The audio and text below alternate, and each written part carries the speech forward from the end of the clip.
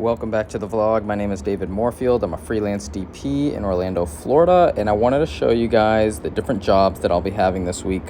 Starting off with being a DP for a docu-series. This is a production that is much higher than I'm normally used to. I did a job with them a couple months ago and they needed some pickup shots.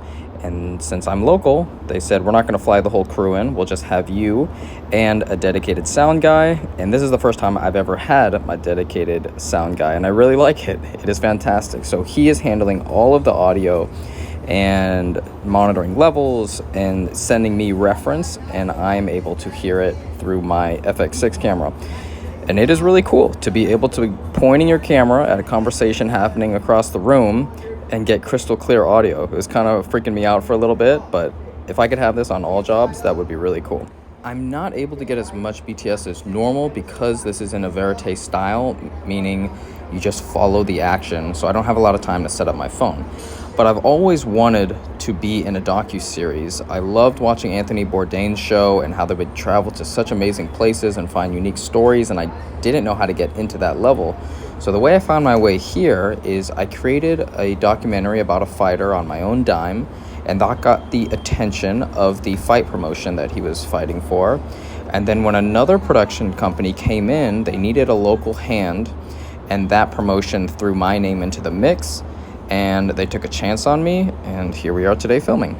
I'm always a fan of transparency and honesty, so I actually called the sound guy the night before and told him that I've never worked with a dedicated sound guy, so I'll be leaning on his experience. If he sees something that's, out of style, please let me know. I'm open to suggestions. Okay, we got a couple minutes. We're going to be grabbing our subject, leaving their house, and running, and I might try to switch on my telephoto lens, the 150 to 600, for a long shot down this parking lot. But very fast-paced operation today, and I went through one battery and we're halfway through the shoot and I have two, and now I'm realizing I need to have three just in case. Other than that, it's going pretty good. One of the nice parts about being in Orlando is if you like Puerto Rican food or Cuban food, it's on every corner and it's delicious. So there was a lunch scheduled and the price of the meal will be added to the invoice and just taken care of. So I like that. This is the first time the timecode port on my camera has seen any action.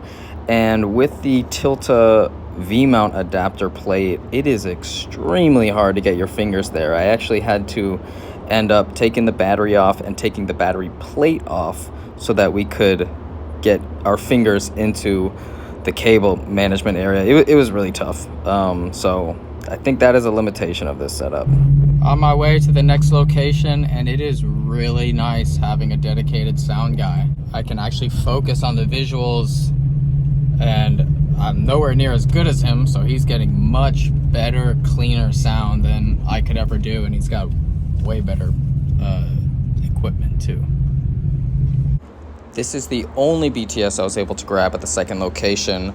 So before the shoot even happened, I was emailed a style guide of what they want it to look like as far as exposure, codec, all that stuff. And one thing that they said is if I do an OTF, and I didn't know what that meant, it means on the fly interview, don't just get a two-shot. We need a lot of coverage to cover up the cuts. So do close-ups of their hands, back of their neck, with the other person out of focus, parts where you can't see anybody talking. You have to think like an editor, which is why you become a better shooter if you know how to edit.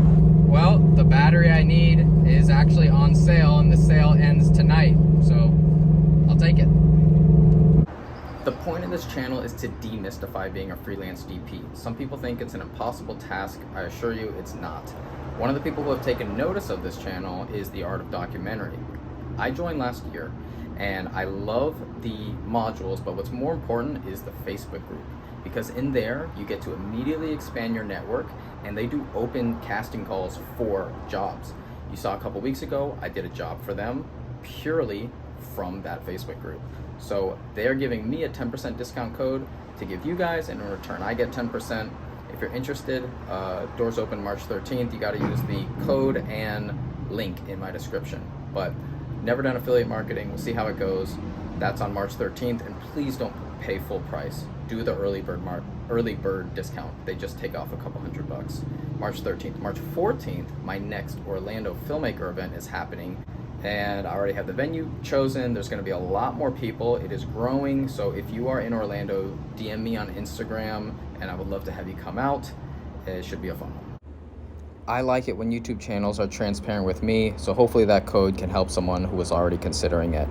But back to the second day of production this week, and we are doing lifestyle content for a resort company here in town. Orlando has tons of resorts. We are a massive tourist destination, so that means a lot of conferences and a lot of resorts.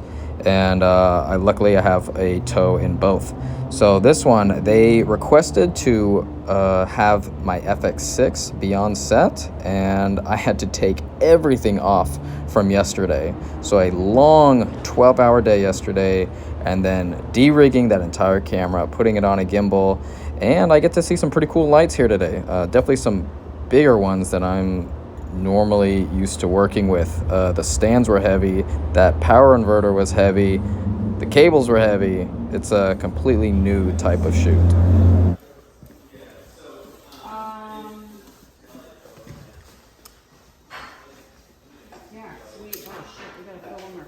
And this is how you get fat on set. Yeah, and our first scene is going to be out here. We'll be flipping some burgers, having a good time. This is a 2-day shoot with different talent each day, and we're going to start it inside the house. But before we begin, we're going to have a quick pre-production meeting and go over the run of schedule. So while the photo team is finishing up in there, I am looking at how we're going to shoot this shot, which you really can't see because of the reflection. I swear it's not that bad. There we go. This is the shot we're going to have them coming out as I peel off to the left.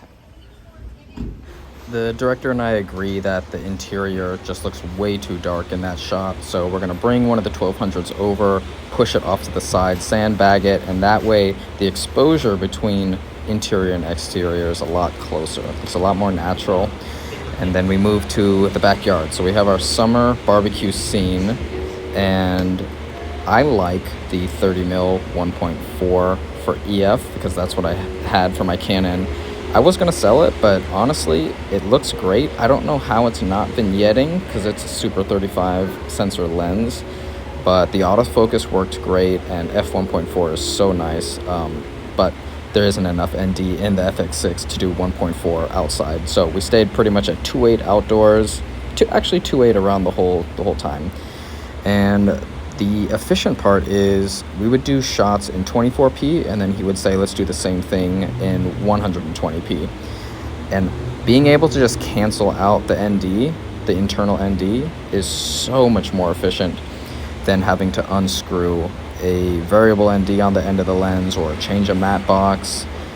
If I didn't have that, it would have made the progress of each scene much slower. So I like having an FX3 on the gimbal, but now that I'm using the ND on the FX6, it is really, really convenient. So for this scene, we are making it a holiday experience.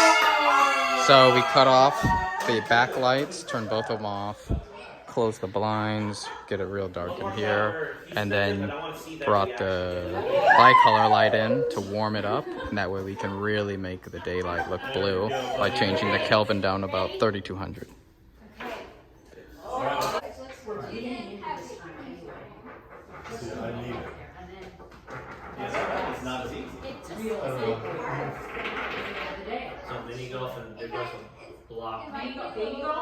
So I only own one BPU 30, and this is just lasted up until lunch. I obviously can't put my V-mounts on the gimbal, so I'm just going to charge this as we go through lunch, and that'll be the solution. Moving to the next location, we finished the interiors, and now we're going to do some exterior amenities. We filmed our mini golf segment, and then it's just so unbearably hot that we canceled the tennis and pickleball, and now we're postponing the actual golf shoot. If you've never worked outside in Florida, it's painful. Like you have to immediately start applying sunscreen to everybody. You have to have cold water on deck. As soon as you get to the spot, like we did, we instantly look for shade to put the talent in, because if you don't, they start sweating, and then that becomes a whole makeup fiasco. So it's extremely limited for the amount of time you can be outside before everyone looks horrible. They just look like they're not enjoying themselves, and then that comes across in the marketing content that we're trying to make. And you're sitting here. Mason, you'll be behind the bar, and so you guys will be playing chess with each other. Oh, nice. Yeah. Favorite feature about the RS3 Pro is auto lock. It's a beautiful thing.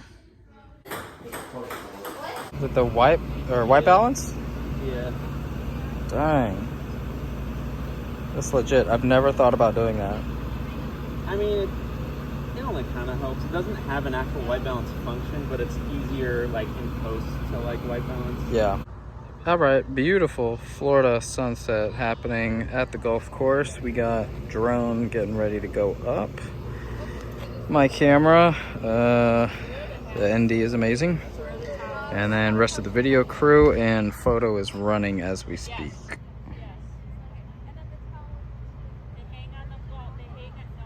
You've made my life a real hole-in-one. Yo, who wrote this script? It's amazing. So yeah, I mean, that reaction looks great. She did it. So this is the end of day 2 of 4, and I'm going to break the rest of the week up into multiple parts. 4 days of work for me is actually quite a lot, but my director is happy, therefore I'm happy, and I wanted to know from you guys, how many days a week is it common for you to work? Is it 5 days a week because you're fully employed, or is it something completely different because you're a freelancer? Please let me know in the comments.